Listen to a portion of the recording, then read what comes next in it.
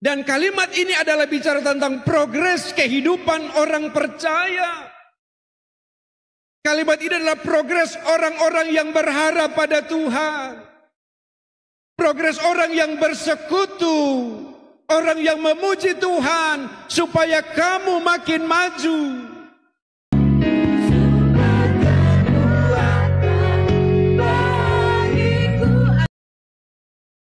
Di dalam kehidupan kita, Tuhan memanggil saya baik secara personal maupun secara komunal. Secara komunal adalah sebuah persekutuan, di mana di dalamnya ada orang-orang yang memuji Tuhan. Secara komunal adalah di mana di dalamnya ada orang-orang yang beribadah. Iya. Di mana di dalamnya ada orang-orang yang bersekutu. Iya.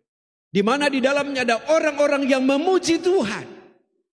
Pagi hari ini adalah panggilan secara komunal. Sehingga engkau datang dari berbagai penjuru, datang di tempat ini untuk bersama-sama kita memuji Tuhan. Bersama-sama kita mensyukuri akan anugerah Tuhan. Ya. Sehingga kita tidak hanya tinggal diam santai di rumah saja. Dan ini menjadi hal yang penting di dalam kehidupan kekristenan. Nah, ibu bapak yang dikasihi Tuhan, adalah hal yang sangat krusial dalam kehidupan kekristenan. Ayat 27 bagian A dikatakan begini, hanya ada kata hanya lalu kemudian ada koma di situ. Iya. Kata hanya di sini adalah kata penghubung. Iya. Kata hanya adalah kata penghubung yang menghubungkan dengan ayat sebelumnya. Iya. Kata penghubung untuk memberi pengertian kepada kita tentang kalimat di atasnya. Agar supaya benar-benar engkau memahaminya. Dan mari saya akan mengambil satu rujukan. Kata hanya sebagai kata penghubung dari kalimat di atas. Sejenak saya mau ambil rujukan di ayatnya yang ke-25 bagian B. Bisa minta tolong di ayat 25 bagian B. Beranjak dari kata hanya adalah kata penghubung kalimat di atas. Berkata begini, saya baca. Dan dalam keyakinan ini taulah aku akan tinggal dan akan bersama-sama lagi dengan kamu sekalian. Mari kita mau garis bawahi. Supaya kamu makin maju. Katakan amin. Dan bersukacita dalam iman. Saya mau garis bawahi supaya kamu makin maju. Saya percaya kita mau maju. Amin. Iya. Bilang sama yang di sampingmu, kita mau maju. Iya. Supaya kamu makin maju. Dan kalimat ini adalah bicara tentang progres kehidupan orang percaya.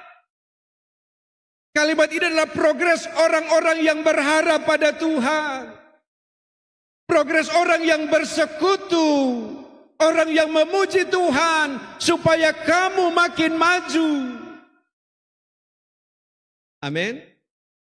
Alkitab berkata, kamu naik bukan turun.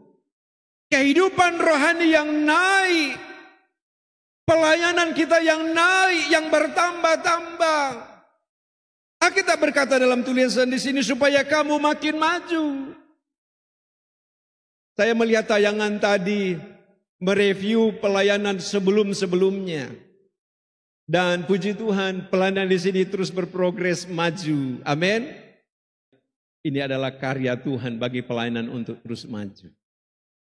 Baik pelayanan secara komunal maupun pelayanan kita secara personal. Saudara-saudara, maka ini akan menjadi satu kesatuan. Dan orientasinya adalah untuk Tuhan saja yang dimuliakan. Sehingga kalau kita maju, semua adalah untuk Tuhan, bukan untuk diri kita. Ada orang salah orientasi dalam konteks demikian. Dia merasa karena dirinya, tapi lewat firman Tuhan berkata, supaya kamu makin maju dalam Tuhan. Haleluya. Supaya kamu makin maju. Pertama adalah hidup yang berpadanan dengan Injil Kristus. Supaya kamu makin maju, hidup berpadanan dengan Injil Kristus. Maka begini, kalau hidup tidak berpadanan dengan Injil Kristus, kita nggak akan mengalami kemajuan. Saudara-saudara. Sederhananya kata berpadanan adalah bicara tentang hal yang sesuai dengan apa yang menjadi kehendak Tuhan. Iya. Hal apa yang menjadi keinginan Tuhan.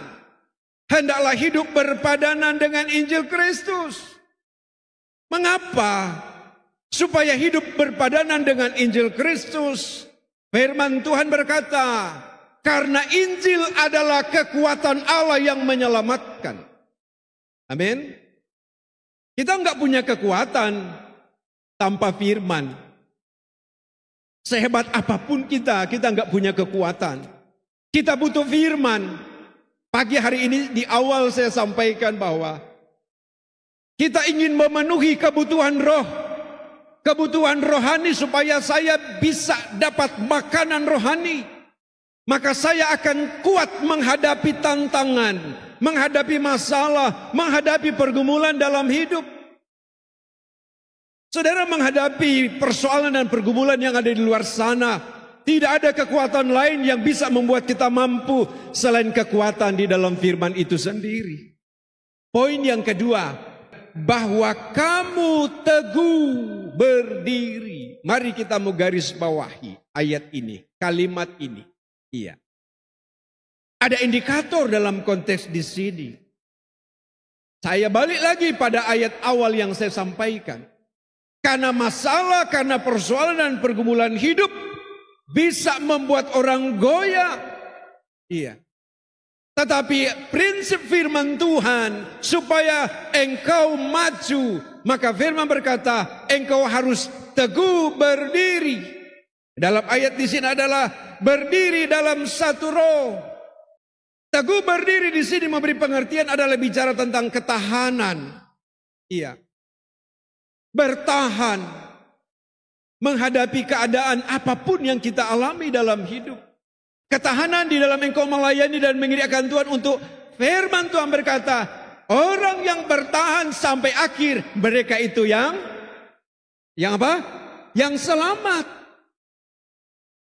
Maka saya mau katakan kepada kita, mari engkau harus tetap bertahan. Iya. Bertahan, terus bertahan. Dan saya percaya orang yang bertahan, maka Tuhan pasti akan kembalikan kepada ayat awal tadi. Maka dia akan dapatkan kekuatan di dalam firman itu. Iya. Berdirilah teguh, jangan goyah. Dan giatlah selalu dalam pekerjaan Tuhan. Tuhan melihat setiap kita. Sehingga apa yang kita lakukan tidak sia-sia. Itu jawaban dalam Alkitab kan? Giatlah selalu dalam pekerjaan Tuhan. Pekerjaan Tuhan. Dan apa yang kita lakukan pada pagi hari ini adalah bagian dari kita bekerja dalam pekerjaannya. Kalau engkau bekerja dalam pekerjaan bagian-bagianmu di luar sana, engkau digaji, engkau diupah. Lalu bagaimana dengan engkau bekerja untuk Tuhan dalam pelayanan pekerjaan Tuhan? Saya percaya juga pun ada upah yang menantimu di dalam setiap apa yang engkau kerjakan. Terlebih besar adalah upah keselamatan.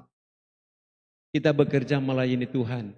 Dari perkara yang besar atau perkara yang terkecil sekalipun, engkau lakukan dengan setia, dengan sungguh-sungguh. Tuhan memberkati engkau.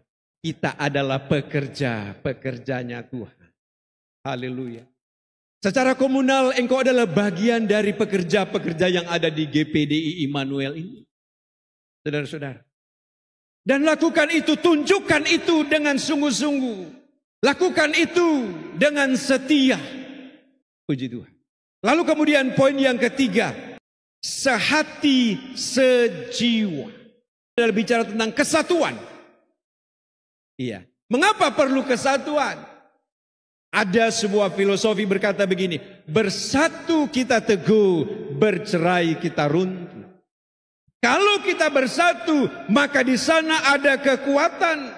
Amin. Alkitab berkata dalam tulisan di sini, supaya kamu sehati dalam satu kasih satu jiwa, satu tujuan, sehati dan sepikir. Kalimat selanjutnya di ayat 27 tadi bisa ditampilkan. Dan sehati sejiwa berjuang. Katakan sama yang di sampingmu, berjuang. Dan bilang pada dirimu, berjuang. Amin. Dan saya tanya, apakah engkau masih berjuang atau sudah berhenti berjuang? Masih? Masih. Hidup ini adalah sebuah perjuangan. Bilang sama sampingmu, hidup ini adalah sebuah perjuangan. Jangan berhenti. Jangan putus asa. Jangan mundur. Amin. Tidak ada kemenangan tanpa perjuangan. Saudara yang dikasihi Tuhan, hidup ini adalah sebuah perjuangan. Kalimat dalam tulisan di sini adalah supaya mengingatkan kita, kalau engkau mengalami sebuah proses, jangan engkau kaget. Iya. Alkitab berkata, jangan engkau heran akan ujian-ujian yang datang kepadamu sebagai ujian iman. Dan ternyata perjuangan itu adalah untuk membuktikan kemurnian iman. Saudara-saudara, agar supaya benar-benar teruji. Seorang yang pergi berjuang, maka di situ dia akan teruji, saudara-saudara. Kalau nggak melalui sebuah proses perjuangan, nggak teruji saya dan saudara-saudara. Kata berjuang di sini adalah bentuk kata kerja. Iya. Bentuk kata kerja untuk kita menjalani sebuah proses kehidupan. Dan ternyata di dalam proses itu, ini dalam bingkai kekristenan ya, dalam bingkai orang percaya, proses itu akan membawa progres di dalam kehidupan. Bagi orang percaya. Ketika kita dalam konteks adalah berjuang untuk iman. Kata berjuang di sini juga di dalam kamus Alkitab memberi pengertian secara kolektif. Memberi pengertian secara kolektif adalah bicara tentang berjuang bersama-sama. Berjuang bersama-sama. Itu pengertian dari berjuang di sini. Jadi tidak sendiri, tetapi berjuang bersama-sama. Nah, dalam konsep berjuang bersama-sama di sini adalah bersinergi bersama-sama, kerja bersama-sama.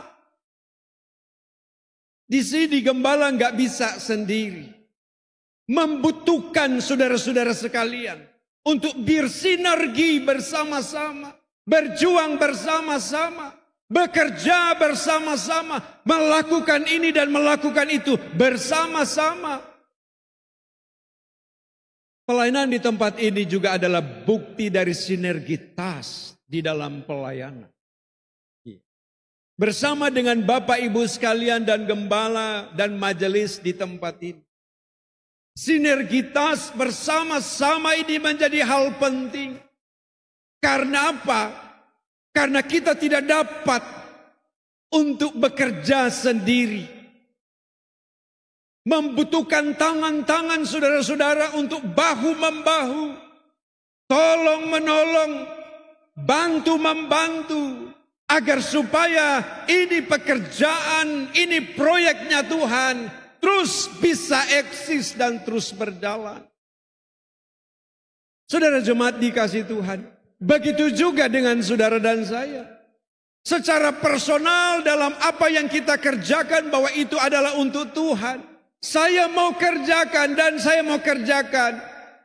Saya mau kerja, saya mau kerja, saya mau lakukan itu. Lakukan dengan sungguh-sungguh dengan setia. Berjuang terus sampai Tuhan datang. Amin.